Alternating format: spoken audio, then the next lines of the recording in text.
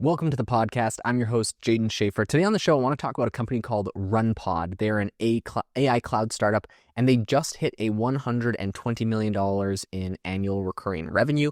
And what's hilarious to me about them is that this whole company started from a Reddit post, and they got some of their first investors from their customer support email. So anyways, it's an interesting company. I want to dive into how they're able to raise the money, what they're doing, and where they plan on going in the future.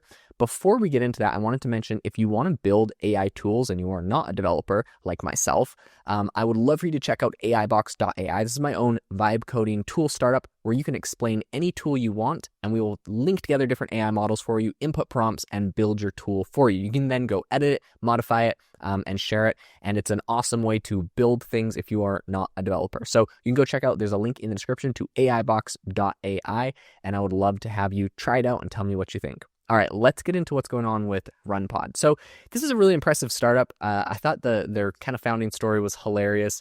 They have two founders, Zen Liu and Pardeep Singh. And apparently when they were starting the company, they actually were able to bootstrap to about $24 million in revenue. They have raised, money now, and they're at $120 million in annual recurring revenue. And they have also raised a $20 million seed round. But before all of that happened, they were able to bootstrap to $24 million. And the path of their company was hilarious. One thing that I'll say is that they raised about $20 million when Radki Malik, that's a VC, and a partner at Dell Technology Capital, he noticed them from a Reddit post, and then they also picked up an early angel from the Hugging Face co-founder Julian Chaumond, who apparently was just a big fan and was a big user, and he reached out to them from their support chat. So they actually started the company in 2021. They were both coworkers at Comcast, and they decided that they wanted to start a hobby, a side project, which is essentially that they built a custom GPU rig. This is in New Jersey in like a basement, and they were mining Ethereum with it. They made some money apparently, but they didn't really make enough money to actually pay back the equipment, so they weren't recouping their investment or anything. And so they were kind of coming to the end of the mining hype. Ethereum's network upgrade was about to happen, if anyone remembers the merge. So that was about to happen. Anyways, they said that they got kind of bored of the project. Between them, they'd convinced their wives to let them buy about $50,000 worth of hardware. And so if they wanted to keep their wives happy, apparently they had to find a better use for the GPUs. So because of that, they both kind of worked on machine learning projects, and they decided to turn their mining rig into AI servers. It was like way before ChatGPT and even before DALL-E 2. So when they were rebuilding the system, they ran into a big problem, and they said, quote, "We were seeing just how awful the software stack was for working with GPUs." And so they decided that this is what they wanted to go and fix. And so that's kind of when they built RunPod. That's when it kind of came together. Liu, one of the co-founders, said, quote, "The experience of developing software for top GPUs was just hot garbage." So then by 2022, they were ready to launch it. They kind of positioned themselves as a fast developer-focused AI app. They were a hosting platform. They had kind of this configurable hardware. They also had a serverless option, and then a bunch of like APIs and integrations, all that kind of stuff. At the time, though, he said that the integrations were really minimal, and it was quite challenging for them to actually go find users. So they said, as first-time founders, we had no idea how to market, so I thought, let's just post on Reddit. So they started just spamming Reddit, basically, and a bunch of different AI-focused subreddits. They were giving free access in exchange for feedback. And actually, this worked. They got a bunch of beta users that turned into paying customers, and within 9 months, they quit their jobs, and they'd hit $1 million in revenue. So with all of that, this is a funny quote from them. They said, 6 months in, customers started saying, "I want to run real business workloads. I can't do that on servers in someone's basement." And so that's when they decided that, maybe they need to look at raising money. Raising venture capital wasn't the initial plan. They had, kind of partnered with some data centers on a revenue share deal to expand.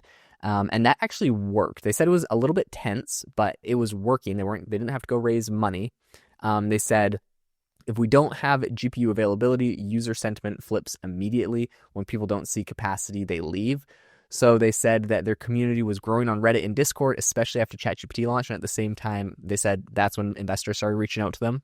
So Malik reached out after seeing them mentioned on Reddit. And of course, they didn't really know how to pitch to VCs, but they walked him through their software. And for about 2 years, RunPod ran without any outside funding, so they just kept bootstrapping it. So that also meant that there was no free tier, and they had to basically at least pay for themselves. So unlike a lot of other GPU clouds that kind of evolved out of crypto mining, they avoided taking on any debt, which helped them. And by 2024, all of that paid off. There was obviously this huge AI developing surge, and RunPod had about 100,000 developers and close to about $20 million in a seed round, which was co-led by Dell Technology Capitals and Intel Capital. And then they had some participation from Nat Friedman and Chumond.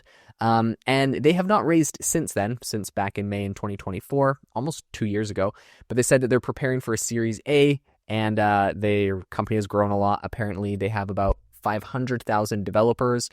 They got a lot of individual builders, Fortune 500 companies that spend millions annually with them. And their cloud is in about 31 different regions. And they have some big customers like Replit and Cursor and OpenAI and Perplexity, Wix, and Zillow. So a lot of huge players are using them.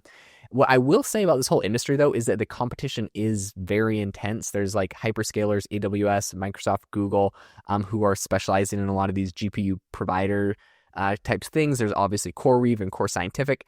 I think with all of that, I'll be interested to see if RunPod is going to continue to grow and thrive. According to them, they see software development evolving and not disappearing. Programmers, they argue, are going to continuously become builders and operators of AI agents. According to Lou, he said, our goal is to be the platform the next generation of developers grows up on. Anyways, this is a really interesting company, so I was happy to give them a little bit of a highlight. I'm super impressed by their bootstrapped approach. I think we're going to see a lot of these companies where startup founders are going to bootstrap for as long as they possibly can before they go and try to raise VC money. And I think VCs honestly prefer a situation like that where they can see a company that has awesome traction, they've got a lot of users, they have an awesome product, and then they'll be able to jump in and make an investment and help grow the company. I think the older model that we saw in the past was more someone had an idea, it got funded, and then it was very risky whether it would actually be successful or not. Today, I think we're seeing more investments going into companies. Obviously, all of the huge hyperscalers, all the big companies, those ones are getting, huge rounds. But there are still a lot of new startups that are getting money. And usually that's when they're able to show that they have strong product market fit, growth, and a lot of users right off the bat that are using them. Those are the ones that will get the VC dollars. And that just is, essentially there to help expand and kind of expedite what's already happening. Not like, hey, we need money so that we can make a company and grow. I think it's so easy to build software today. And I know so easy is a lot of people will be raging at me for saying that. Okay, it's not so easy. It is way more accessible to build software today than it has been in the past. And because of that, we're seeing a lot more software come out, whether it's better or not. I mean, you guys can argue about that. We're seeing a lot more software come out today. And so if we can build that, you can validate the idea, see if users are going to come on board. And once they are, you get the VC dollars and just kind of expedite what you're already doing. You just accelerate the growth that you're already seeing in all of the product marketing channels that you're already using. All right, thank you so much for tuning into the podcast. If that was an interesting episode to you, it would mean the world to me, honestly. I'd be super, super appreciative if you left a rating and review on the show.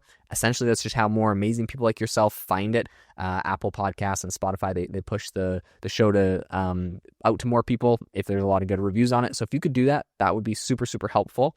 And thank you so much for tuning in. Make sure to go check out AIbox.ai if you want to get access to over 40 of the top AI models in one place for $20 a month. I will catch you guys all in the next episode.